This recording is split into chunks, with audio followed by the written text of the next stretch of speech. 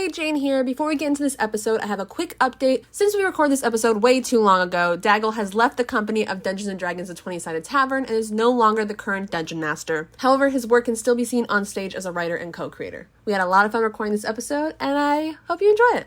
Stand clear of the closing doors, please. This is The Next Stop Is with Jane August, and this is my podcast. If you follow me on Instagram, you know I love a good show, and recently I experienced one that really surprised me. Dungeons & Dragons The Twenty-Sided Tavern, now running at Stage 42 Off-Broadway, is probably the most fun I've had in a theater since Titanic. And if you know me, I love Titanic. It also recently won the Off-Broadway Alliance Award for Best Unique Theatrical Experience. I saw the show during previews and was blown away, so I'm super excited to welcome the show's co-creator, story writer, producer, and dungeon master DAGL to the podcast. DAGL has spent the past 5 years professionally running tabletop role-playing games, and as an actor has done over 400 performances as Macbeth in Drunk Shakespeare. Welcome. Hello, it's me. Hi, how are you? Good, how are you? I'm great. Thank you for coming on the podcast. Of course, thanks for having me. Fantastic. Excited. Ooh, let's do it. I love the show. Oh, I'm so glad. And you saw it in previews. Yes, I did. I mean, it's just got to come back. It's bigger, it's better, it's different, it's weirder. Oh, great. So I have never played Dungeons & Dragons. Well, now you have. I You guess did the once. You're right, I did. My mom probably has no clue what this is. So do you Okay. want to explain what Dungeons & Dragons is and the 50-year-old game, right? That's how old it is now? Yeah, for sure. Yeah, it's the 50th anniversary of Dungeons & Dragons right now. Dungeons & Dragons is a tabletop role-playing game, which very, very basically means that a group of people sit around a table usually and tell a story together. And I just love that definition of it, of just like, we just make some stuff up. We just go on a little pretend adventure together. And so traditionally when it's played at home, right, it might have pencils and paper, or it might have minis or maps. But what it always has is it has dice. It has the D20, which is the integral tool for the game, where rolling a 20 is the best thing you can do and rolling a 1 is the worst thing you can do. And we've taken that concept of this game and blown it up into a group of 500 people all playing the game of D&D in a theatrical space. Oh, it's so fun. Yeah. So how long have you been playing Dungeons & Dragons personally? Oh, goodness. I've been playing Dungeons & Dragons, and just TTRPGs in general for, over a decade. And my exposure to D&D has been lifelong, even before I knew anything about it. My stepdad was a big original D&D guy, and so I grew up with all the books and the dice and the minis in the house. Definitely those old lead minis that I should not have put in my mouth as a child, but definitely did. And before I even knew that it was attached to anything, that there even was a game around it, I was obsessed. I love to just play with the figures and read through the books and all the original monster manuals and stuff. And so it's been a part of my life for a really long time. And I've been playing with friends for over a decade and been playing professionally for maybe the past 6 or 7 years. It's hard to keep track. Yeah, I love this stuff. Crazy about it. How did you get into playing it professionally? I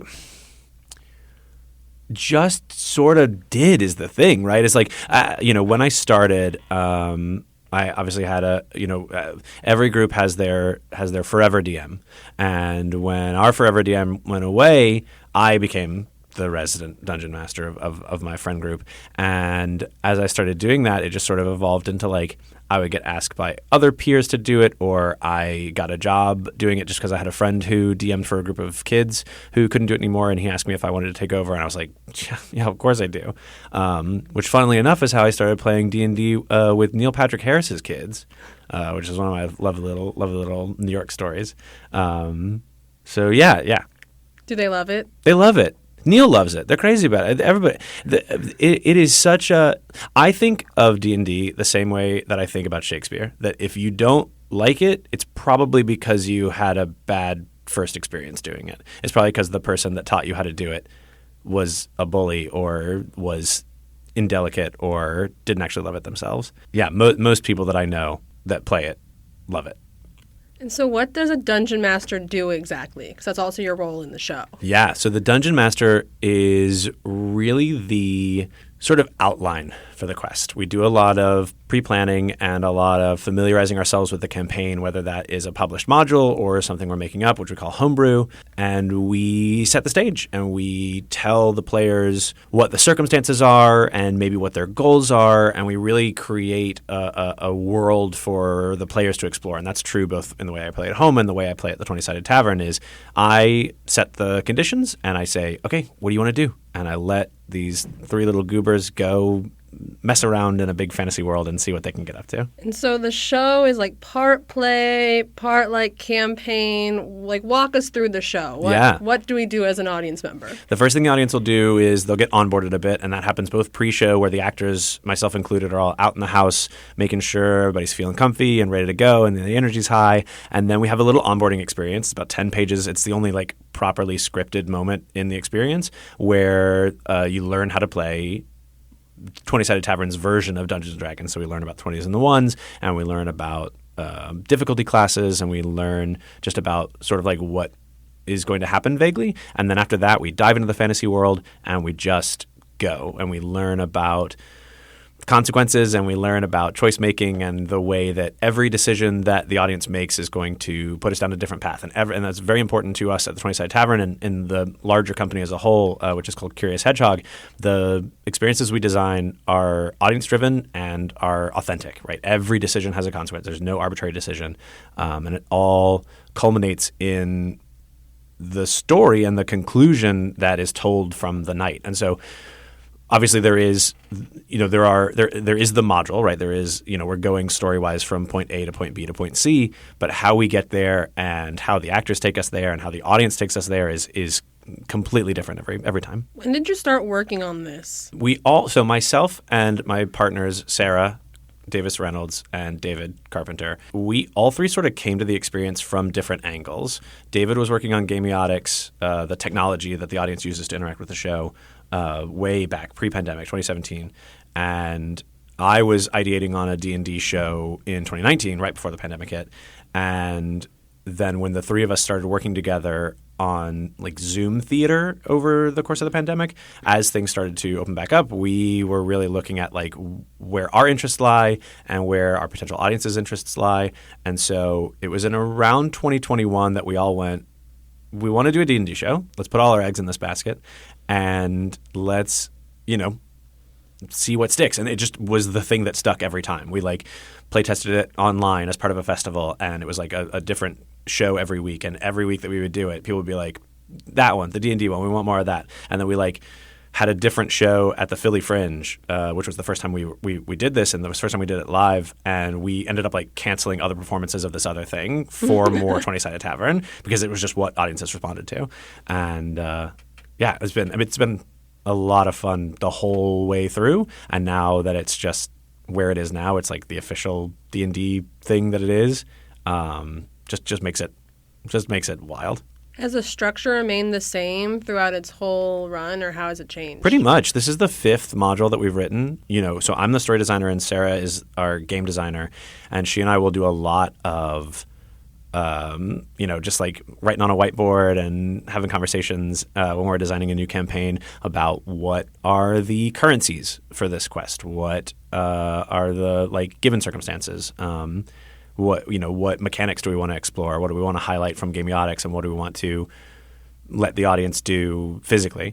And once we sort of have that, then we'll write the campaign. And so we really, we adjust things all the time. That's the joy of this kind of experience, is that like Sarah and I rewrite parts of this experience basically every other day, whether that's testing some new words or changing a threshold or just like really, really perfecting the experience to be as authentic and enjoyable as possible.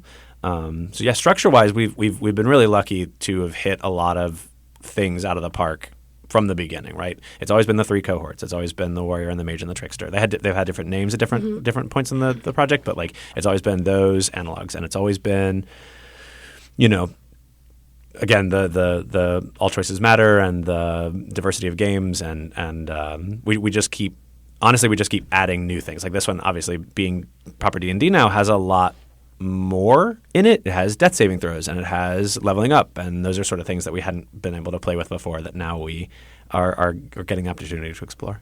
Yeah, is this the first time you got like the Hasbro like stamp of approval on Yeah, it? yeah. This experience is when we were the most recent one was when we were in Chicago for 3 months. We got in contact through way of our partners, Path Entertainment, with Hasbro and with Wizards, and it was very obvious from the beginning that like they were interested in us and we were interested in them, and we all wanted to make it work. It was just it took a long time to make the deal happen, but it's been worthwhile. Yeah. When they came in, how did their input like change the show, or did they kind of just be like, do what you want, you're doing great? It was a lot more of the latter, Okay. the biggest change. This is so funny because people, we would be cheeky about it in the beginning. Before we had the D&D stuff, there was a joke in the show about like, I think it was like, this is a fantasy world where we might encounter dragons, we might explore dungeons, but never both at the same time. And everybody loved that line because they thought we were like being protective when really we were just being cheeky. Because like when you look at what D&D actually owns and actually has a trademark over, it's actually very limited. It really just is the places and a few of the monsters and sort of some of the like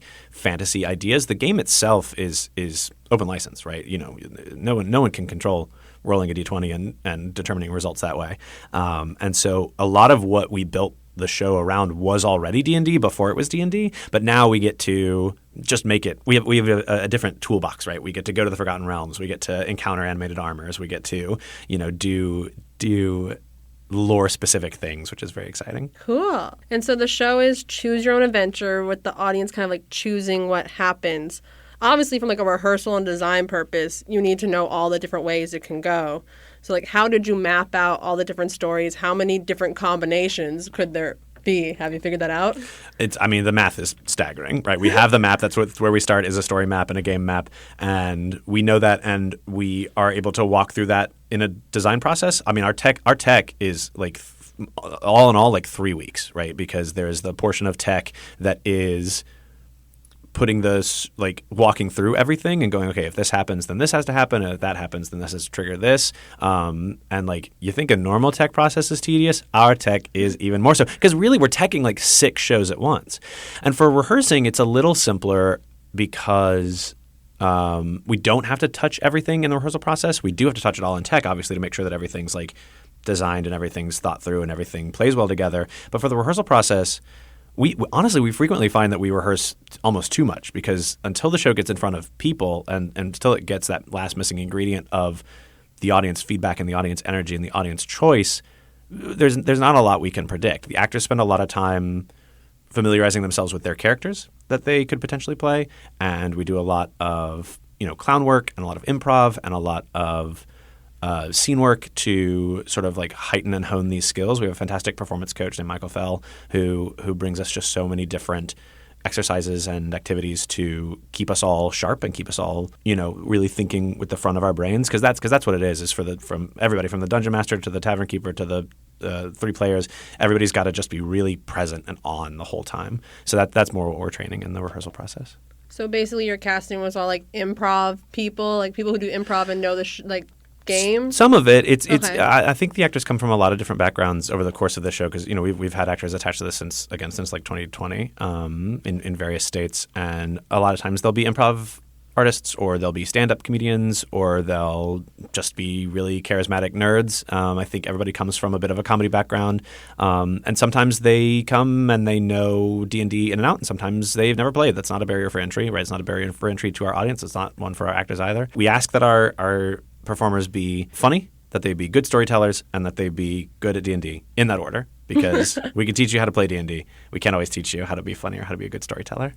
And so what's your theater background in acting? I did grow up in improv. Okay. I was cutting my teeth in improv at 10. I was in To Kill a Mockingbird in the Hardin County Players version of the show when I was 10 years old, and I was like, ooh, I like this. I'd like to do this forever. And so my mom took me to improv classes an hour north of where I lived, like 3 days a week for the next friggin' 8 years. And yeah, I always loved it.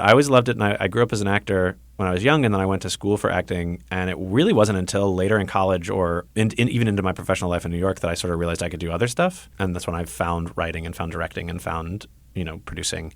And right now, I if you ask me what I do, right, I consider myself a writer. Like I perform at the 20-Sided Tavern, but just like when I was performing at Drunk Shakespeare, I am really just playing myself on stage, which is the only way to do it, in my opinion. And so a lot of my focus right now is on like writing and creating and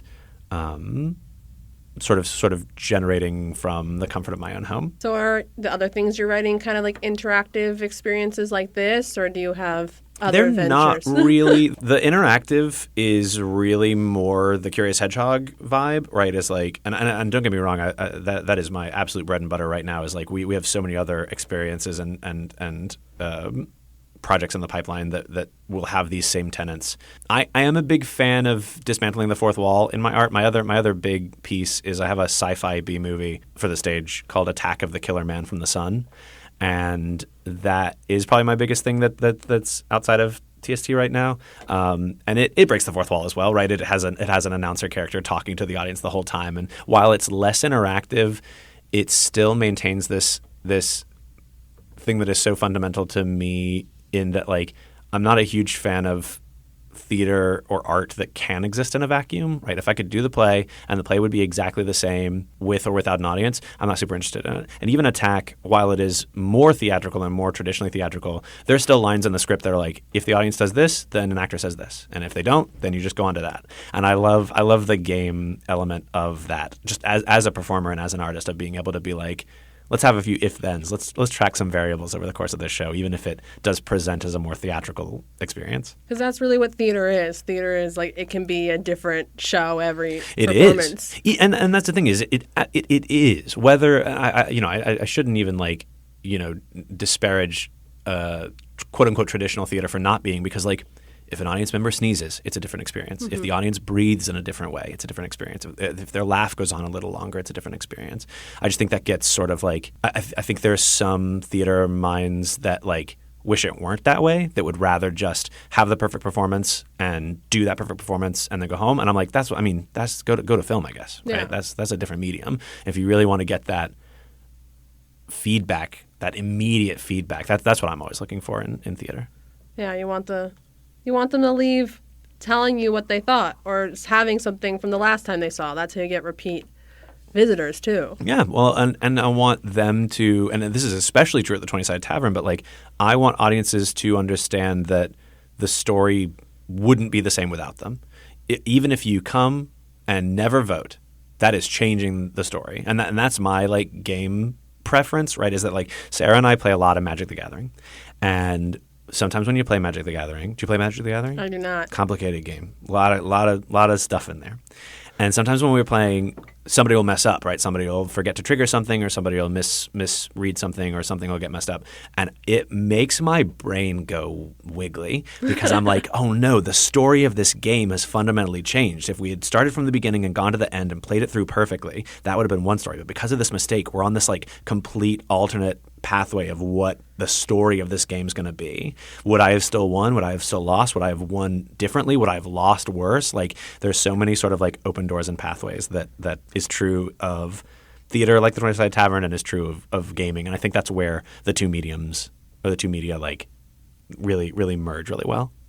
And so the show, lots of audience participation. Yep. Like, they're naming the characters, Yep. They're playing games on stage, they're voting on phones. Like, how did you build that into the structure, and how does the audience like feel about those things, and how do you feel about the audience doing certain things? I think they love it. I mean, like D&D, there is a healthy built-in antagonism there. Some of my favorite moments, I don't know if you experienced this in the show that you were at, are like when the audience will give me a really stupid name for an NPC, and it's just like, okay, that's the choice you made, that you want this really powerful wizard to be named Bobo. Great, that's fine. We'll do that. And like, I pretend to get frustrated by it, but in reality, like, I love it, obviously, because like it's just, well, A, because it's funny, which is good, and B, because I like feeling upset in that way. But I like giving them the power and giving them the permission to poke me a little bit and to feel like they're, being a little bratty at the show. So yeah, I think audiences love it. What's so important to us, obviously, is the consent of it all, and so like we never bring anybody on stage that doesn't want to. We try to avoid calling on people that aren't like actively engaged and raising their hand or whatever. I sort of jump scare people in the first couple of names when they don't know that that's set up, but then after that, and we always try to take care of them, right? And that's, again, something that is true of this show and that I carried over from my experience with Drunk Shakespeare, is like, you can be as this is for me personally, is like I can be as nasty to the audience as I want as long as I make it up to them afterward, right? If an audience member says something that they know is being antagonistic to me, I can be antagonistic back as long as at the end of the day I go, hey, thanks for that moment. That was a lot of fun. Like, you know, I'm glad we got to play in that way. Are there any names that you just thought were really dumb that you can't believe someone shouted out for you? So this was in Chicago. For the longest time, the first NPC kept getting named Steve. And at first, I think it was a genuine thing that was happening, but then because of like social media or repeat customers or like whatever, the Discord, like whatever was happening in the community, people would know that, and so they would intentionally start naming NPCs Steve, and that really got us. I like the long ones; those are always the ones that make me laugh when they'll name a character, you know, Bartholomew Higglesworth Flappin' Bottom the Third, or like just something that I'm like, you know how many times I have to say this name in this quest, like that's gonna be a long quest. Thank you.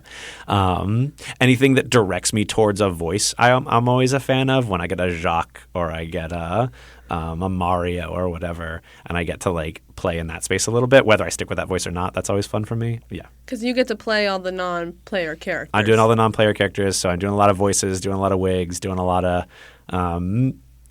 just like silly stuff on the fly, which is great for me. Do you have a favorite one that you've played so far, at least in the New York run? I mean, there was a moment, I think it might have been opening even. It can't have been, where one of the characters got named Waluigi. And my Waluigi is bad, first of all. And that character was not supposed to talk that way. That character already had an accent written in, and so when I try to do the Waluigi voice on this sort of like country bumpkin dialect, it makes my brain hurt a little bit. Yeah, it's silly. So that was your favorite one so far? I think that was my favorite so far. During my performance was when you had the child who could not read. That was mine. Oh, for the volunteer wizard moment. Yeah. Oh my God, when we like put him up on the stool. Yeah, there's a moment where an audience member gets to come up on stage and read some lines, and we have the lines go to their phone, and that's how they're supposed to read the lines along. And I guess the dad who was, because it's a randomly selected moment. You choose if you want to come on stage, you say yes, and if you don't, you say no. And then from the pool of people that said yes, it pulls somebody randomly up. And I guess the dad that got it gave the phone to his child who was like 6 or something.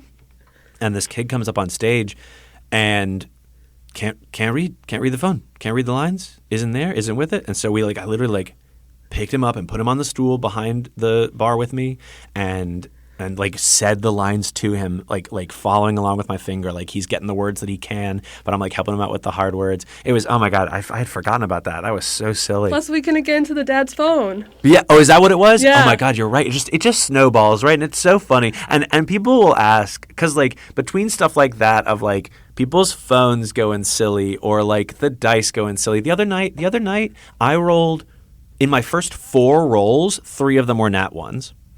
And so I had 3 shots of shame within the first like 20 minutes of the show. And it's one of those things that like, I swear to you, that was true. And some people will never believe it. Some people will be like, that's ridiculous. There's no way. And so people will ask us, people will be like, oh my God, like this thing that happened is so crazy. Like, has that ever happened before? And I'll be like, honestly, yeah, crazy stuff happens all the time. Sometimes the first roll of the show, the first actor will roll a nat 20, and the second actor will roll a nat 20, and then the third actor will roll a nat 1. And it's like, that's ridiculous. What are you talking about? Why is this happening? Or is the theater cursed? Like, it's almost, I'm almost becoming desensitized to how silly and how unpredictable this show is, because something bonkers happens every single time. Are there any other like notable audience moments that you can share?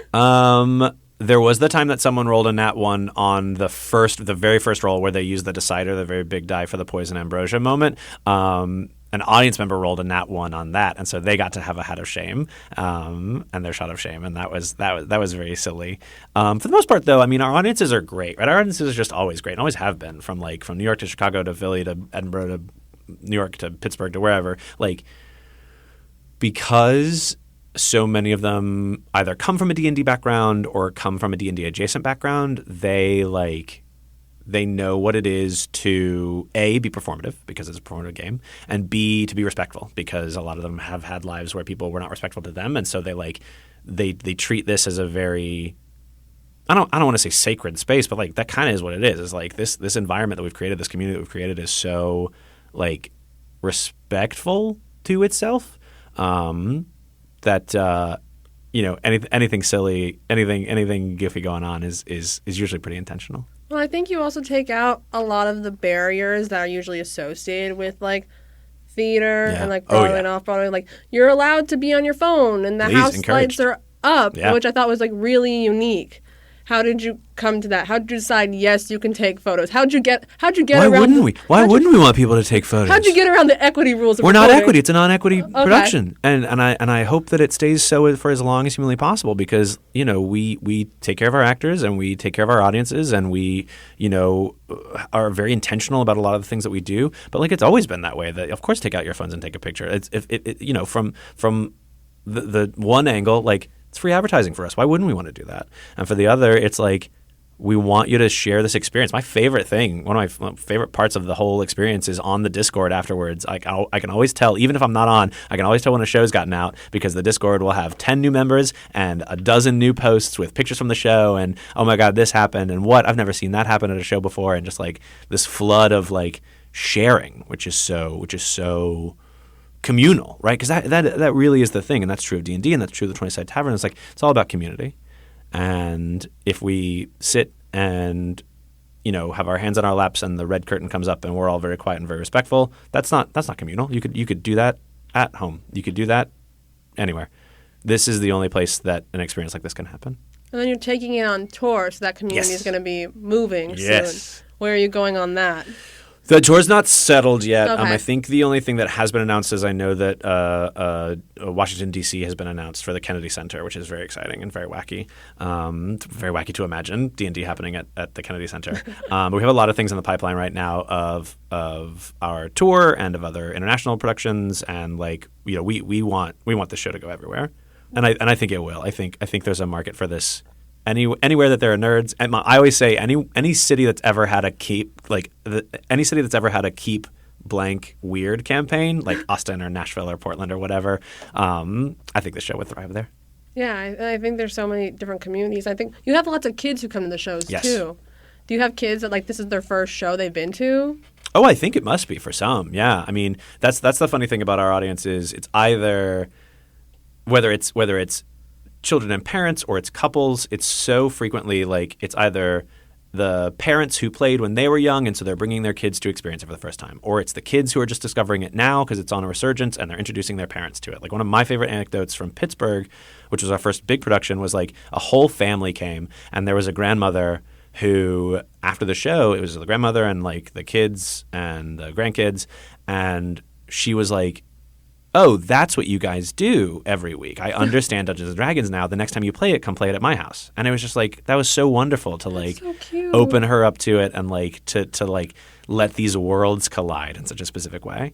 You're making family bonding moments happen. Exactly. And so you mentioned that the show's changed since previews, right? Mm-hmm. What has added? What have I missed since I last I think just it's just gotten weirder and wilder. Is my thing, right? Is like in previews, we were figuring it out. And that doesn't mean that you didn't see some wacky stuff because obviously you did. But now that I just personally feel this because we've done, what have we done? Like I think today might be like performance number 30 or something of the run. Like we're getting into that realm.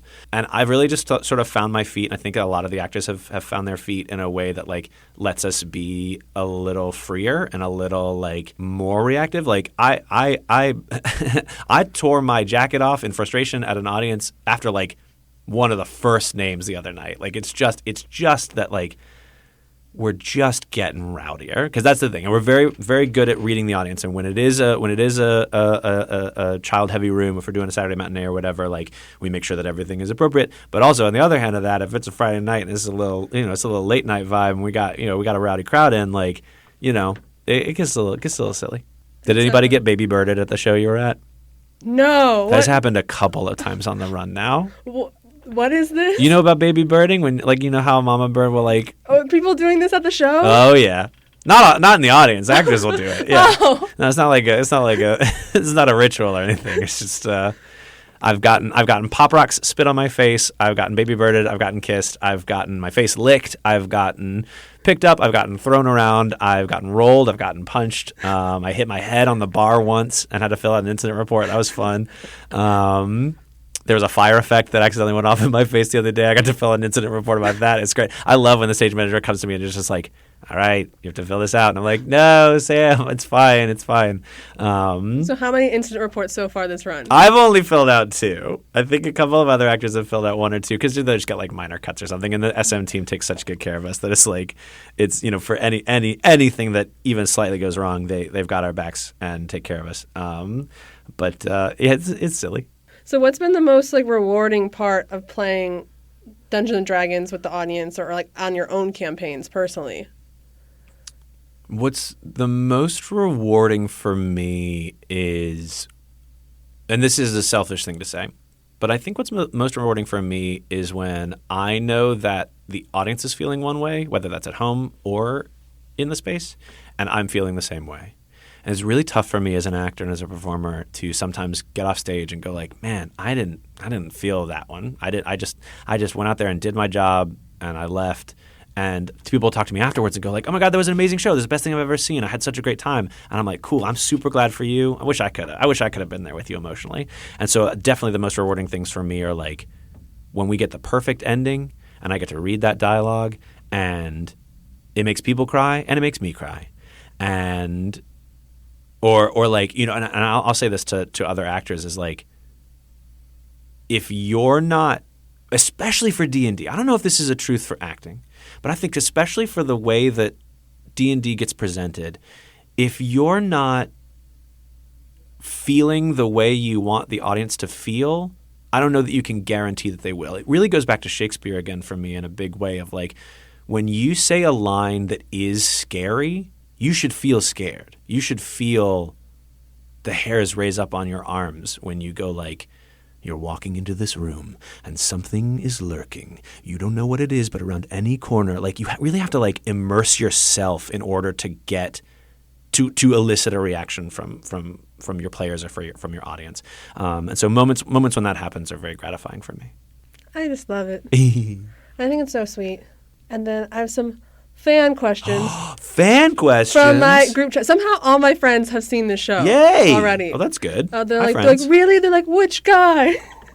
And my friend's like, me. My friend's like, wait, we thought he was cute. Oh, I'm getting a lot of that. This is new for me too. It's very silly that other actors will have friends that come and they'll send me their friends' thirsty text, and I'm like, oh, please don't ever stop sending me that. I was walking around. I had a day off on Monday, and I was wearing a 20-Sided Tavern T-shirt, and I got recognized 3 times that day at a GameStop, and at an escape room, and at a bar, and I was like, hell yeah, dude. I feel like those are the appropriate places. Those are. I mean, where else am I going to be? Which bar was it? I don't remember. It was. Wait. Shout out to Sebastian, who was the bartender there, who hadn't seen it, but whose roommate had. It was somewhere down in Fidei. I don't remember. The Quiet Fox, something like that. We went there because we were like, oh, that's a very D&D sort of named bar. Oh yeah, all the ones like in Financial District and like the little stone. If it's got a the and an adjective and an animal, I'm there. I'm sad. Okay, fan questions. Felicia wants to know, do you always carry dice with you? I do always carry dice with me. That is a rule. You never know when a D&D game is gonna spring up. And honestly, like in the very early days of me playing, before TST was anything, when I was like it was in that transitional period of when I was becoming a DM, my friend Travis and I would walk around, we would like run errands, we would do whatever, and like I would just tell him a story and we would just carry dice, and like it wasn't even a game or a module or anything. It was literally just storytelling. I'd be like, all right, your character wakes up on the side of a snowing mountain and you don't know, how you've gotten here. Like, tell me what you do. And we just sort of practice and run drills that way and like literally roll dice on the street as we were walking. So yes, I always have a die. It's usually purple. I think the one I have in my bag right now is purple and gold. Okay. Yeah. What's the significance of Dungeons and Dragons? Like, what does he think it teaches people and helps people with? Oh my God, well, this should have been the first question because I could talk about this for 100 hours. Like, what does it teach people? It teaches them teamwork and it teaches them problem solving. And that's the thing, because like when I was playing with this group of kids that I was playing with, the parents were very interested in that. And I know there are a lot of experiences like this of like a D&D club or a D&D class that like wants to have a rubric and an objective and like I'm very pro that because like it teaches you problem solving, and a good D&D campaign does, and one led by a good DM does. Of like, if you run in and you try to smash all your problems, that's usually not going to work. Or even if it's not just that, right? The number of times that I've had players of all ages sit and look at a puzzle and always be looking at it from one example or from one angle rather, and get frustrated is like, all right, why don't you try something else, or let me find a way to help you with this, or lean in, like, again, Shakespeare, right? Go back to your character sheet, go back to the text, right? What other tools do you have available to you? Oh yeah, I could talk about that forever. Well, like, do we have the time to talk about forever? No, well, I'll write a book eventually. That can be your next play. Great, done. Dungeons or Dragons? What a good question. I will say this. It is very rare in my own experience that I do play Dungeons and Dragons and there is an actual dragon. I would say I've encountered dungeons more frequently, except for one campaign that I wrote that was specifically about, like, dragons are dying, and it was all about dragons. Like, the first thing that happened in this campaign was, like, a big green dragon fell out of the sky onto the tavern that they started in. So I'm going to go with dungeons. Okay. Yeah. And when I saw the Dungeons and Dragons movie, I was like, where were the dragons? Where are the dragons? Where are the dungeons? We don't have any dragons on our show. I'm sorry. Not yet. How do we add a dragon in? Give me 6 months off to write a new campaign. You can't just, like... I could maybe put a dragon in there. We have a kobold. They got dragon blood. I don't know what that is. I know. only the nerds do. But yeah, that's really, I think, all I have. Cool. Are there anything else you want to talk about? No, I want to say, first of all, thank you for having me. This was a lot of fun. I love talking about the show. And, you know, as I hope you can attest to from not coming from a D&D background, like, this really is an experience for anybody that likes to play games or likes to experience unique things or frankly just likes to laugh. Right? I think that's something that gets lost in a lot of this, especially like the marketing of it all, is like, it's a comedy. At the end of the day, we have people come who don't use their phones at all, who don't interact with the show at all, who just sit and watch it like it's a show and just sit and laugh and enjoy it. And, you know, like we talked about earlier, it's not going to be the same show without you, without you, listener, and without, me, and without like every change changes the show. And so, like, it's a cool way to ensure that you can be a part of something that will never happen again and that has never happened before. So Dungeons and Dragons, the Twenty-Sided Tavern, is playing at Stage 42 through November 10th. That's what's on the website. We're an open-ended run. That's when tickets are on sale until right now. But this show's gonna happen. It could run forever if you keep forever. coming. Yeah, that's up to you. You can get tickets online at the20sidedtavern.com. Where can everyone find you? Oh, I'm all over the Ding Dang place. I'm on Instagram at David Not Andrew. I'm on Discord. Discord's a great place to hit me up. I don't know how Discord works. I'm DAGL. I'm .DAGL. We on the 20-Sided Tavern Discord. I'm on there every day, like asking questions and meeting people. So, yeah, that's where I am.